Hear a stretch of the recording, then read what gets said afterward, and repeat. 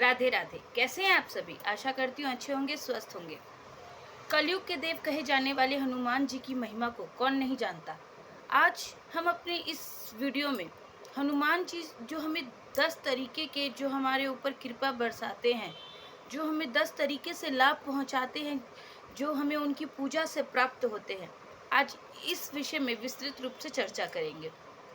सबसे पहले जान लेते हैं कि जब श्री राम जी जल समाधि लेने जा रहे थे, तो उनके परम प्रिय भक्त को उन्होंने कलयुग का भार सौंपा था। उन्होंने कहा, अपने परम प्रिय भक्त को ये कहा था कि किसी भी राम भक्त की, किसी भी हनुमान भक्त की, किसी भी कलयुग में किसी भी भक्त की आस अधूरी ना रह जाए, इसीलिए उसे पूरा करने की पूरी जिम्मेदारी श्री राम भगवान ने अपने परम प्रिय भक्त हनुमान जी को सौंपी थी।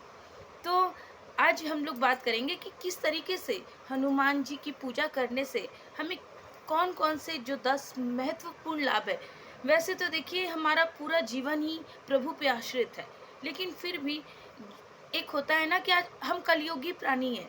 जब तक हमें लाभ नहीं मिलता, तब तक इंसान किसी और भागता नहीं है।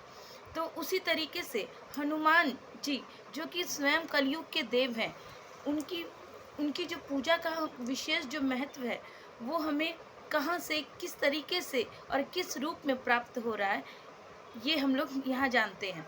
सबसे पहले हनुमान जी की पूजा करने से मनुष्य पे जो भी, जैसे आजकल तंत्र मंत्र कुछ ज़्यादा ही चलते हैं, तो जिस भी इंसान के ऊपर ये तंत्र मंत्र क्रिया कराई जाती हैं, या जिस इंसान को इन सब चीज़ों से भय लगता है, उसे श्री हनुमान जी की पूजा उपासना अवश्य करनी चाहिए। हनुमान चालीसा का ये दोहा भी है, भूत पिशाच निकट नहीं आवे, महावीर जब नाम सुनावे। तो कि महावीर जी की पूजा करने से और महावीर जी की पूजा करने वाले व्यक्ति को कभी भी भूत पिशाच उसके निकट नहीं आ सकता। आप लोगों ने बचपन में भी सुना होगा, या फिर हम लोग तो बचपन से करते आते थे कि अंधेरा दिखता था तो हम लोगों की मम्मी बोलती थी कि ठीक है, हनुमान चालीसा पढ़ने लगो तो जो भी मन के अंदर डर बाधा है वो दूर हो जाएगी। और ये तात्कालीन रिजल्ट भी है। बस अगर कहीं कहीं अगर थोड़ी सी भी कमी रह जाएगी ना, तो वो है आपके विश्वास की। अगर आप में विश्वास संपूर्ण है, तो आपको ये जो हनुमान चालीसा का जो भी फल होता है, वो तात्कालीन तात्कालीन आपको मिल जाता है। तो आपको विश्वास के साथ हनुमान चालीसा का पाठ नित्य निरंतर अवश्य करते रहना चाहिए।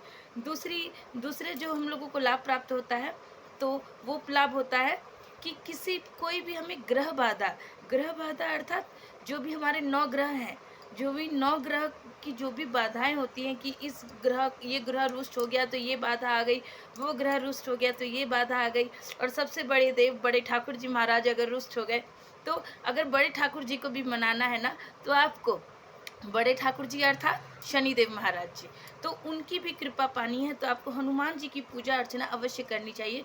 क्योंकि स्वयं बड़े शनि जी महाराज जी ने हनुमान जी को ये वचन दिया है कि कभी भी वे हनुमान भक्त की ओर अपनी वक्र दृष्टि नहीं डालेंगे। अतः अगर आप हनुमान जी की पूजा अर्चना वंदना करते हैं, तो आपको शनि प्रकोप से भी मुक्ति मिलती है, शनि देव की वक्र दृष्टि भी आपके ऊपर नहीं पड़ती है। तो कहते भी है ना, जिस पे कर दी हनुमान जी ने अनुग्रह, उसे किस तरीके का 9 ग्रह से विग्रह। तो उसी तरीके से तो आगे तीसरे लाभ की ओर आते हैं।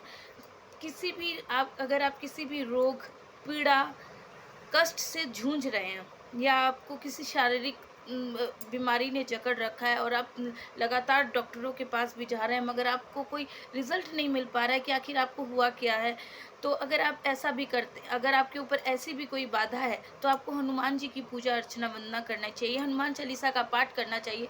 तत्पश्चात वो जो हनुमान चालीसा के दौरान आपने प्रभु के समक्ष एक लोटे में जो जल भर के रखा है, उसका आपको पान करना चाहिए, और तत्पश्चात अपनी दवाइयों को आपको ग्रहण करना चाहिए। देखिएगा कि किस तरीके से दवाइयों का जो प्रभाव होगा, वो 10 गुना नहीं 100 गुना होके आपके ऊपर, आपको सुस्त करने के लिए आप कारगर साबित होगा। तो इस तरीके से भी जैसे हनुमान चालीसा में भी कहा गया है, नासे रोग हरे सब पीरा, जपत निरंतर हनुमत वीरा। तो हनुमान जी की अगर कृपा हो तो आप रोगों से भी मुक्ति पा सकते हैं। आगे चौथे लाभ की ओर चलते हैं। तो चौथे लाभ के और जब हम लोग पढ़ रहे हैं तो कहते हैं कि जो भी मनुष्य किसी के बंदी ग्रह में हो, किसी किसी चीज़ में फंसा हुआ हो, किसी चीज़ मतलब किसी ने उसे अपनी बंदी बना के रखा हुआ है, कोई जेल में है, कोई किसी तरीके की किसी की बाधाओं से जकड़ है, मतलब जकड़ा हुआ है। तो इस तरीके की भी आधाओं बाधाओं से या किसी भी जो भी आप बोल सकते हैं बंदी से, जो भी किसी का बंदी बना हुआ है, गुलामी में किसी का फंसा हुआ है, तो उससे भी श्री हनुमान जी आपकी रक्षा करेंगे उससे मुक्त होने के लिए। तो इसके लिए भी आपको हनुमान चालीसा का निरंतर पाठ अवश्य करना है, जो कि हनुमान चालीसा की इस चौपाई से यहाँ सिद्ध हो रहा है, जो 7 बार पाठ कर जोई, छूट ही बंदी महासुख होई। तो यह इस तरीके से हनुमान जी की कृपा से वो बंदी से भी मुक्त हो जाता है। तो इस तरीके से 4 लाभ आप लोगों को बता चुकी हूँ, लेकिन अगर और बताने गई तो वीडियो बहुत ज़्यादा लंबा हो जाएगा और आप लोग बोर हो जाएंगे। तो आशा करती हूँ आपको ये समझ में आया, और इसके लिए मैं दूसरा पार्ट बनाऊंगी ताकि और बाकी के 6 लाभ जो हनुमान जी की पूजा से प्राप्त होते हैं वो आपके समक्ष ला सकूँ। तो कैसी लगती है आपको मेरी वीडियो? अगर अच्छी लगती है तो एक लाइक और एक सब्सक्राइब अवश्य करिएगा। राधे राधे।